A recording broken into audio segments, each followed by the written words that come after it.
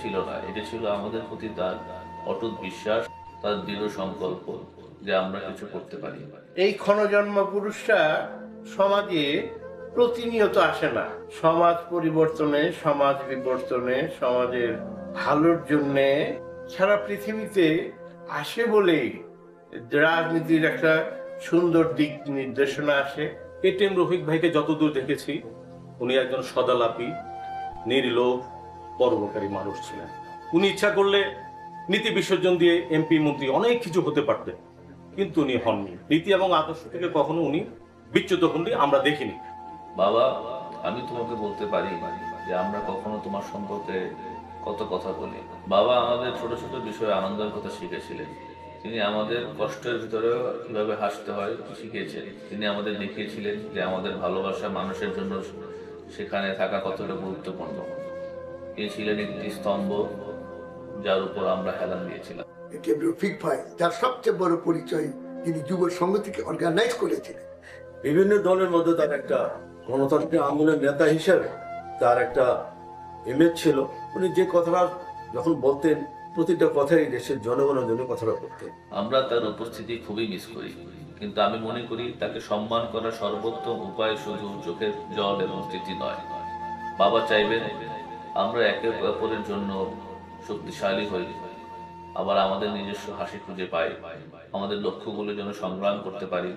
যেন তিনি আমাদের সবসময় উৎসাহিত করেছিলেন, ঠিক সেভাবে যেন আমরা নিজের কর্ম এগিয়ে নিয়ে যেতে পারি। এটিএম রফিক আমাদের অন্তরের একটা দাবি ছিল, উনি আমাদেরকে তার আদর্শে আদর্শিত করে রাষ্ট্রের একটা অবস্থানে আসার জন্য উনি তার সারাটা জীবন ক্লান্ত পরিশ্রম করে আমাদেরকে সুসংগঠিত করে রেখেছে। রাজনৈতিক অঙ্গনে বাংলাদেশে এক নতুন ধারার রাজনীতি দাবি করেছিলেন এটিএম রফিক। সামরিক শাসন থেকে গণতন্ত্রের উত্তরণের জন্য যে কয়টি ধাপ, সেই ধাপ সহায়ক শক্তি হিসেবে রফিক কাজ করেছেন। রফিক অনেক নেতা সৃষ্টি করেছেন। রফিক ছিলেন নেতাদের নেতা। রফিক একটা মানুষের মতো মানুষ ছিলেন। তিনি নিজের কথা ছাড়াও দেশ, জাতি, সবার কথা উনি ভাবতেন এবং আমাদেরকে নিয়ে মাঝে মধ্যে উনি সবাইকে নিয়ে বসতেন এবং সমস্ত একটা ডিস্ট্রিক্ট, একটা বিভাগ নিয়ে বসতেন তা না, উনি সমস্ত বাংলাদেশের বিভিন্ন বিভাগ থেকে লোকজন নিয়ে তাদের মতামত শুনতেন। মতামত শুনে চূড়ান্তভাবে একটা সিদ্ধান্ত সবাই মিলে নিতেন, একা কখনো নিতেন না। একজন ভুল করতে পারে, কিন্তু 10 মিলে তার ভুল করতে পারে না। সেই জন্য সবাই মিলে যৌথভাবে কিভাবে কাজ করা যায়, কোন দিকে কি অসুবিধা আছে না আছে, সেগুলো নিরপেক্ষভাবে সুন্দরভাবে বিশ্লেষণ করতেন, সবাইকে উপলব্ধি করার সুযোগ করে দিতেন। 1982 সালে তৎকালীন সামরিক আইন প্রশাসক জনাব হোসেন মোহাম্মদ এরশাদের আমলে যে সমস্ত সংগঠন সর্বপ্রথমে গড়ে ওঠে, নতুন বাংলা যুব সমিতি তার মধ্যে অন্যতম। ওই সংগঠনের প্রতিষ্ঠাতা সভাপতি ছিলেন না আহ্বায়ক ছিলেন জনাব এটিএম রফিক। তিনি এই সংগঠনকে একটি সাংগঠনিক রূপ দেন এবং প্রায় সকল জেলাতেই এই সংগঠনের শাখা গড়ে তোলেন। শুধু তাই নয়, তিনি এই যে সংগঠন সেদিন গড়ে তুলেছিলেন, সেই সংগঠনই পরবর্তীকালে জাতীয় পার্টির যুব সংক্রান্ত অঙ্গ সংগঠনের মর্যাদা লাভ করে।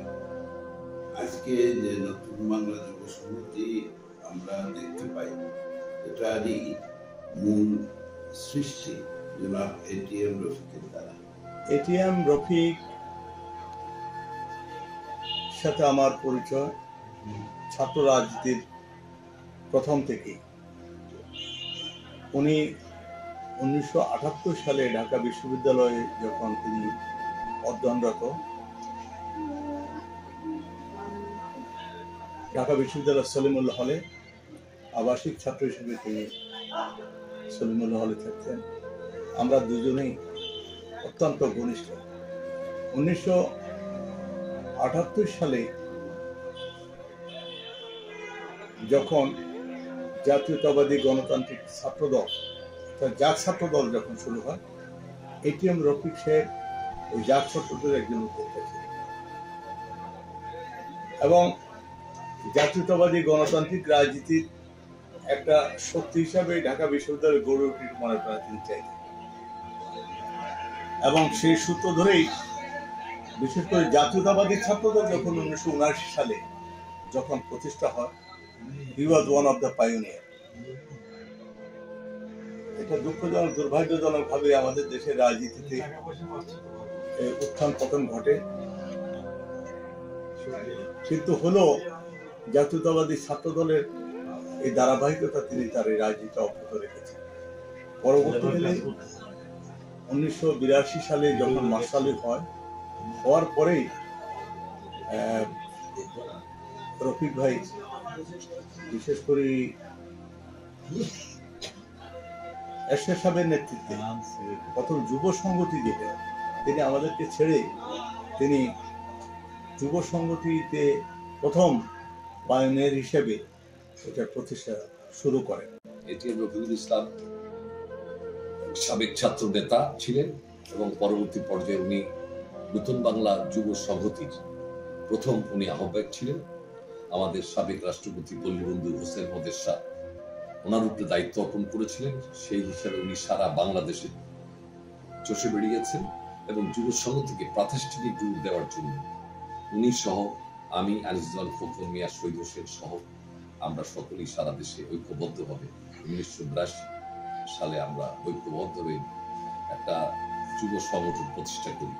1983 সালে 2রা এপ্রিল আমরা ঢাকা শহরে ইডেন হোটেল নর্ডার্ন কলেজের অপোজিটে, সেখানে আমরা একটা সম্মেলন করি। এখানে প্রায় 35 থেকে 40 হাজার যুবক ঐক্যবদ্ধ হয়েছিল। সেই সম্মেলনের মধ্যে দিয়ে আমরা যুব সংগঠির আত্মপ্রকাশ করি। আমরা অ্যাডভাইস নিতাম এবং সংগঠনের কর্মী হিসেবে আমাদেরকে যেভাবে স্নেহ করত, অনেকেই এখানে আছে কিন্তু অনেকেই সংগঠনে ছিল, কিন্তু এইটা রফিক ভাইয়ের মতন আন্তরিকতা আমরা অন্য কারো কাছে থেকে পাই। উনি যে আন্তরিকতা আমাদের,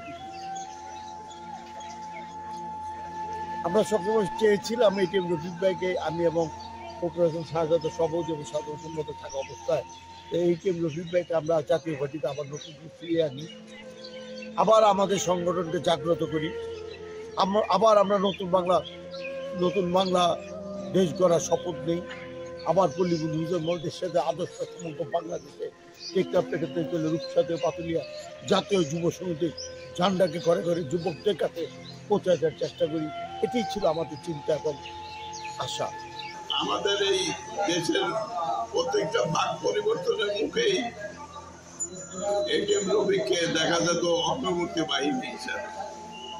তখন জিয়া রহমানের ক্ষমতা থেকে আপনার হোসেন মোহাম্মদ এরশাদের যখন ক্ষমতা আরোহণ করেন, তার পূর্বেই তার কিছু লক্ষণ দেখা গিয়েছিল এবং ওই এটিএম রফিক অনেক কর্মী বৎসল ছিলেন এবং ছিলেন বলেই উনি জাতীয় যুব সংগঠির একটা চূড়ান্ত পর্যায়ে ছিলেন এবং এরশাদের পতনের পরেও বিভিন্ন সময় বিভিন্ন বড় হোটেলে বা বিভিন্ন জায়গায় উনি জাতীয় যুব সংগঠির সেই প্রাক্তন নেতাদের নিয়ে অনুষ্ঠান করেছেন।